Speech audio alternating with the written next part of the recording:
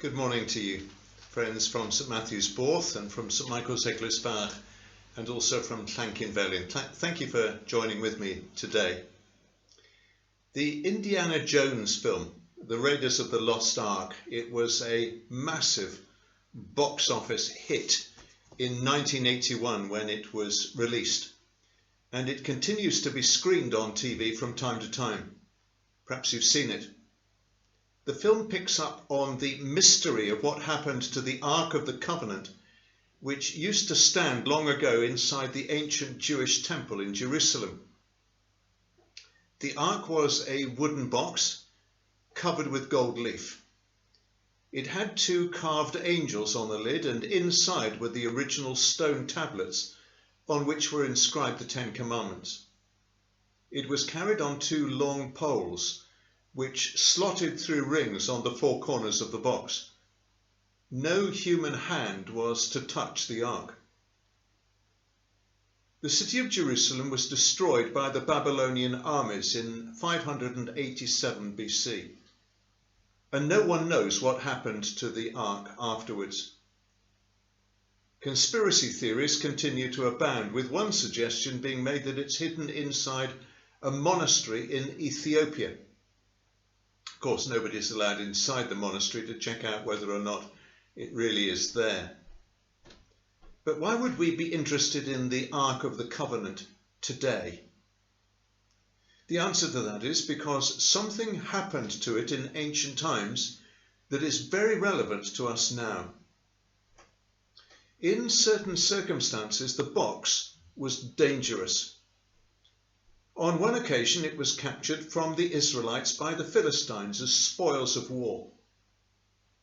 But they had to return it because wherever it was taken, it seemed to cause havoc.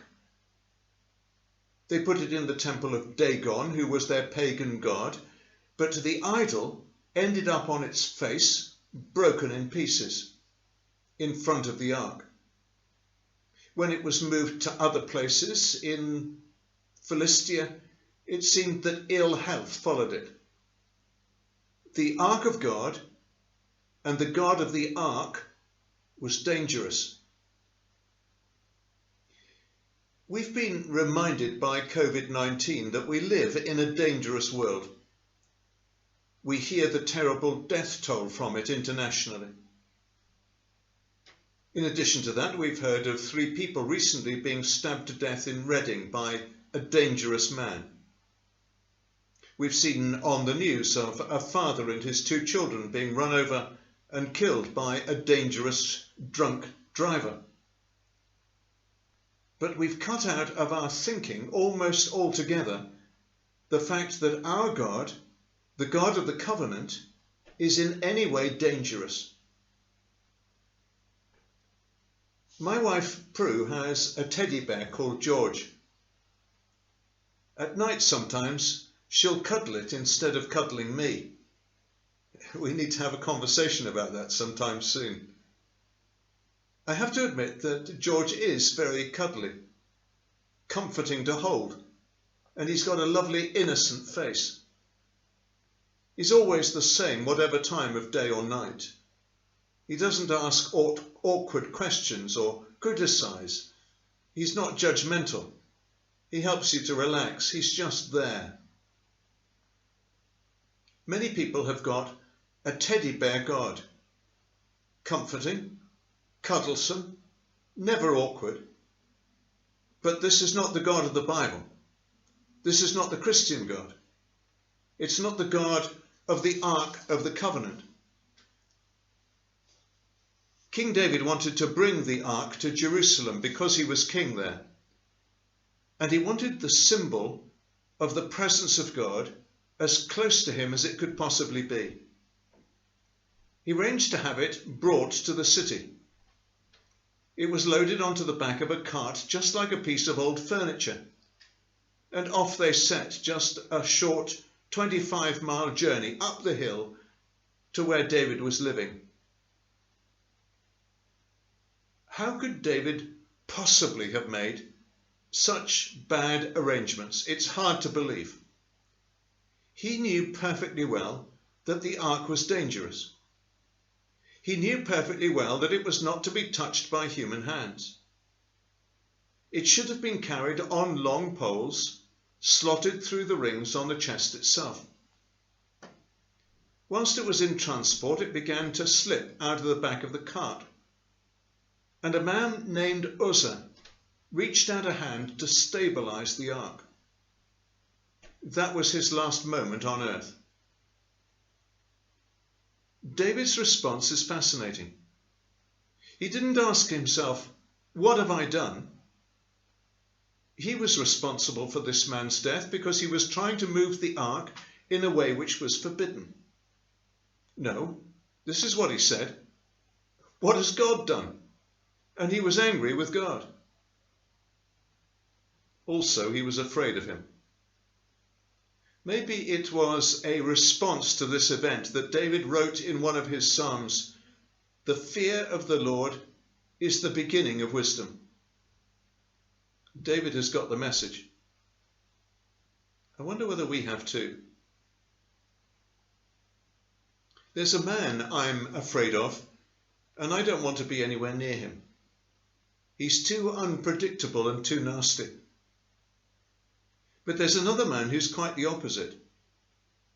I fear him, and yet I enjoy his company every time I see him, because he's so intelligent and well thought out. I can't match up to him in intellect, which is why I fear him, but I gain so much from him every time we are together. We're not to be afraid of God, but we are to fear him.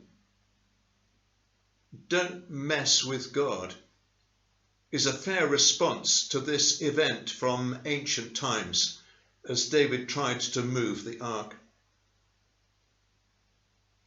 But there is an intriguing outcome to what happens with the ark of God.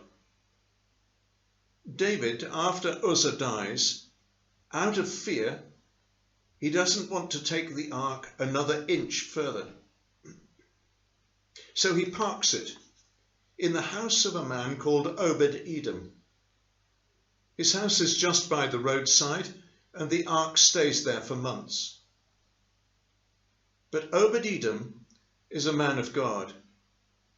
And whilst the ark is resting in his house, so he and all that he has and all of his household are blessed by the Lord.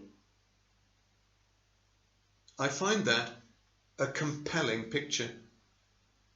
Something that is so dangerous actually brings blessing to him and to his household.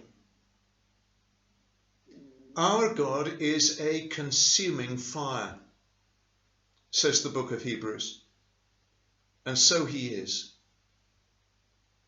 But whilst fire is dangerous, it also does much good. We cook by it, we are warmed by it, it gives us light. I find myself envious of Obed Edom. I'd love to have the ark of God to rest in my home, and all that might follow from that. So much so that I've prayed that our home might be the resting place of the Ark of the Covenant, the place where the symbol of the presence of God rests, and that blessing might follow for us, for our home, for our family, for our road, for our village. Don't you find that an enticing and attractive idea?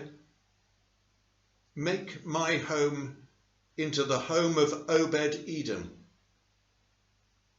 That is a great prayer to offer. God bless you.